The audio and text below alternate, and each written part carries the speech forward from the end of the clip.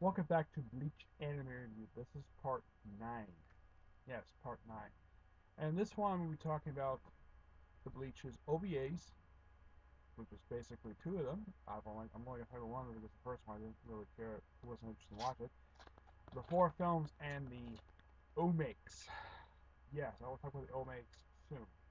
First, the OVAs. The first one, which was called, if I can find the name of it here, it is, um, it is called Memories in the Rain. It has really nothing to do with the series at all, and um, it's just an alternate take on one of the episodes which features the Grand Fisher. That's really the whole point of this OVA, and it's a pilot for the series, even though it has nothing to do with what's going on in the actual series. The second one is called The Sword Sealed Frenzy. Yeah, basically the way it's here is that it's called Bleach Jump Festa 2004 anime tour. That's the first one's Memories of Rain. This one came out in 2005. According to chronologically of this episode, this OVA, which apparently is canon with the anime. Yeah, it's canon with the anime.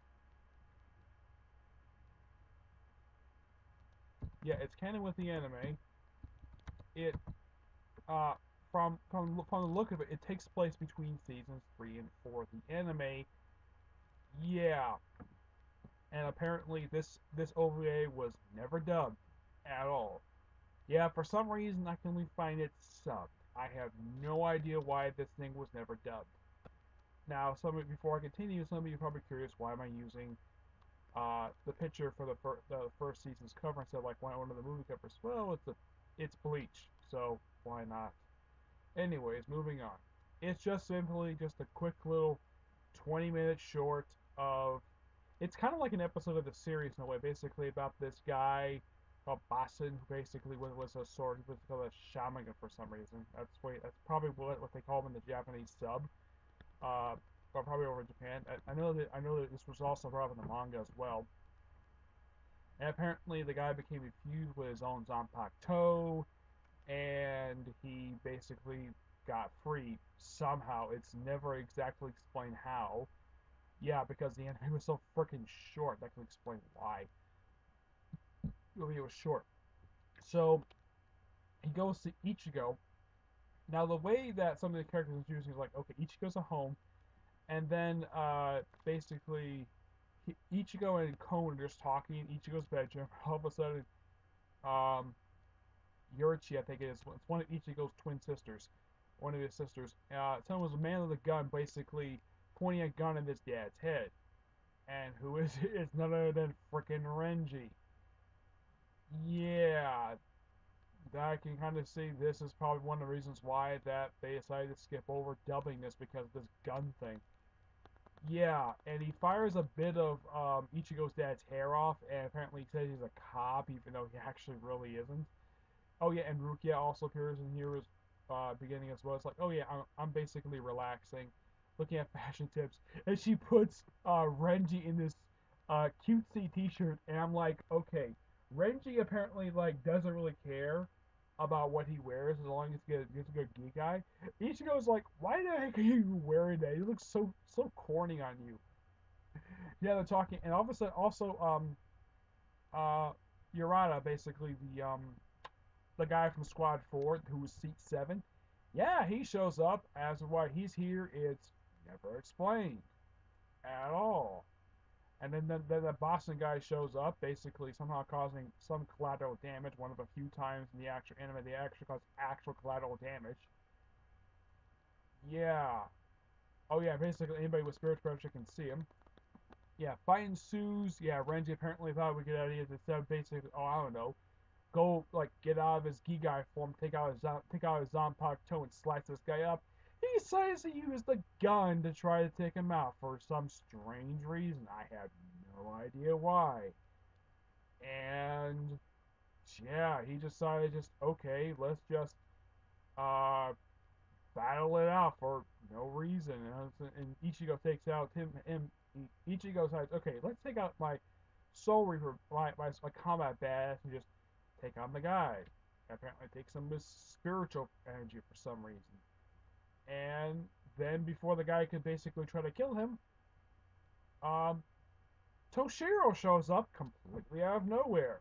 Yeah, this is something really weird about this OVA. It's like characters show completely out of nowhere for basically no reason, and then later on, they have several captains. After they meet up, I think it's supposed to be Kisuke's shop. It's never shown exactly where the heck this place is. Yeah, it's like you're scratching your head like, what the heck is going on here? And because the thing is so short, it's like nothing is really explained. It's like, okay, we have Joshiro, we have Sunji, we have Song Fong and Yorichi. Yeah, and they're here because just taking a bunch of hollows. Yeah, because the guy basically brought some hollows with him. Okay, fine. Yeah, so he brought hollows with him, and Ichigo basically battles him at the place where he was sealed, beats him, and oh yeah, Kapashi isn't here as well. He gets lost. They never get a chance to fight him. It's an odd OVA, to say the least, but the credit stuff is so hilarious. Basically, you have pretty much almost all the characters simply just taking a day in the world of the living, wearing normal street clothes, and Momo basically pulling along Toshiro. Toshiro is dressed like a schoolboy, basically a schoolboy. Looks like he's from like middle school, like wearing a black uniform for some reason. Yeah, and then it's just so funny. Everyone just having fun, and then later on they show the Yakuga basically wearing a suit and coming up to a club in a horse-drawn carriage for some reason. I have no idea why. And most of the characters wearing suits, and almost everybody's there except for the Captain of Squad 12 and the Captain of Squad 1.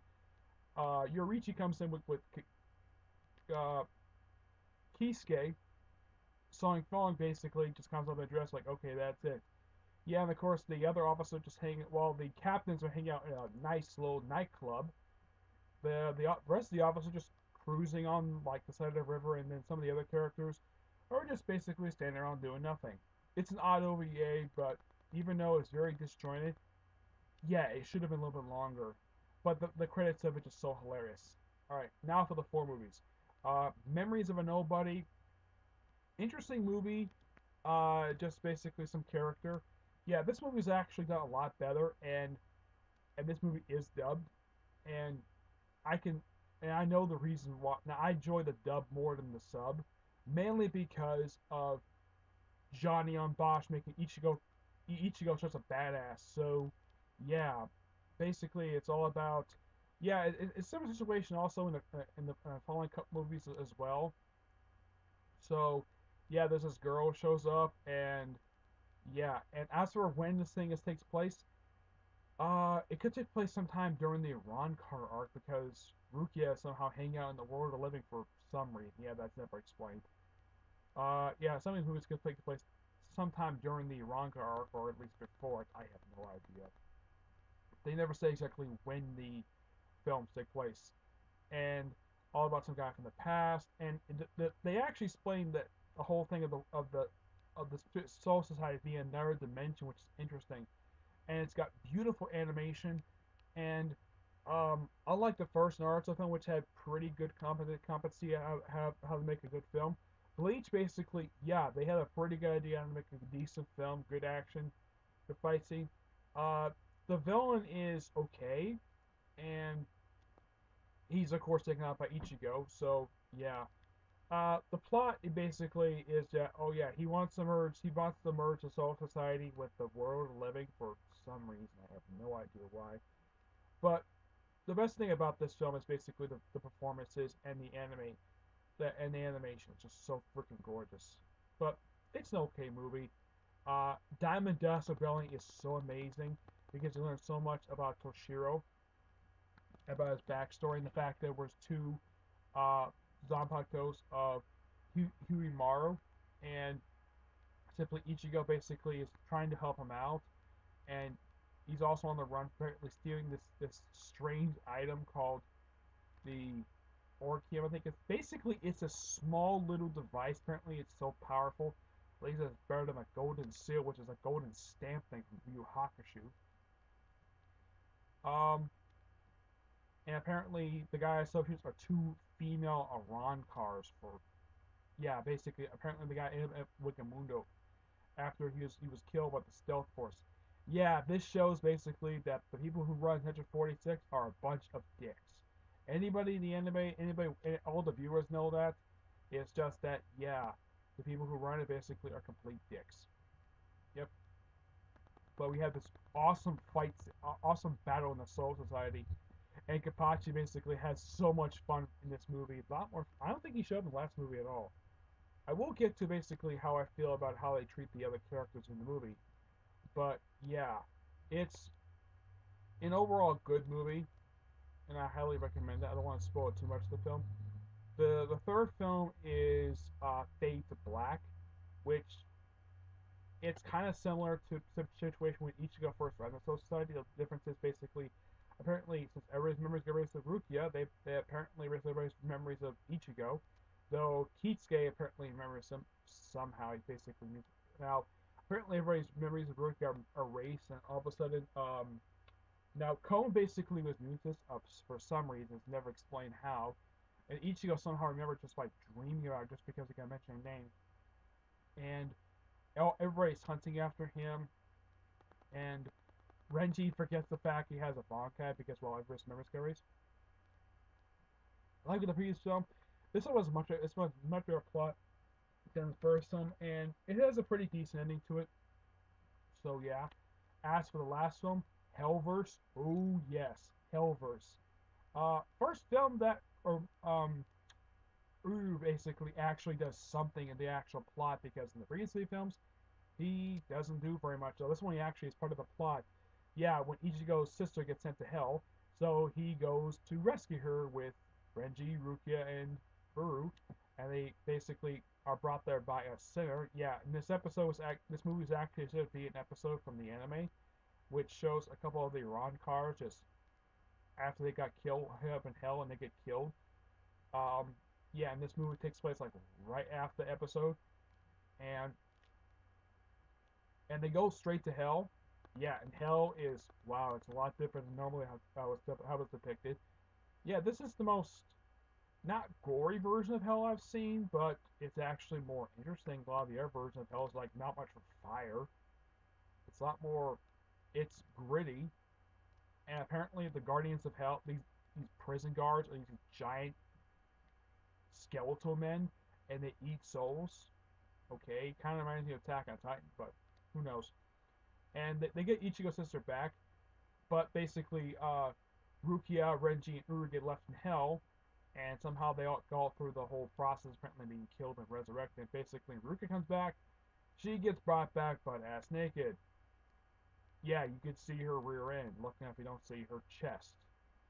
Yeah, at least the animators are not that indecent to show this woman's chest. They should show her butt, and she goes back to her white robe look that she did for seasons 2 and 3 of the show. Yep. And it turns out that the guy who brought him to hell actually is the real main villain of the actual film, which is actually not that surprising. It's kind of like the Fullbringer arc where the guy who was helping him actually was the main villain all along. Yeah, but at least there was hints at it, because he was a sinner. So yeah, I'm not really surprised about this. So yeah, all that surprised, but yeah, it's a good twist. Uh, it's handled pretty well. But the villain's henchmen are dealt with so easily. I'm like, okay, I don't really get why. Yeah. So, yeah, it's a good movie nonetheless, and I highly recommend it. The Omakes are just much of these humorous shorts that happen at the end of like most of the episodes, like episode 10 up until I think like the final season of the show. Yeah, there's some noteworthy things. Sometimes they set up basically stuff for the next season. The stuff basically deal with Quincy's, with Wikamundo. They're just simply hilarious. Even the female Silver Society, it's just basically women's group. It's just so fun. But yeah, everything is all really good. The OVA, it just okay. The first film was okay. Second, third, fourth film were really good. Second, third, and fourth film were really good. The OVA is just pure hilarious for they are. Okay, so that's really it. Stay tuned for part 10 where I talk about my final thoughts and what else and what the anime should do if it ever decides to come back. Okay, But until then, I will see you all in my next review, okay? Bye.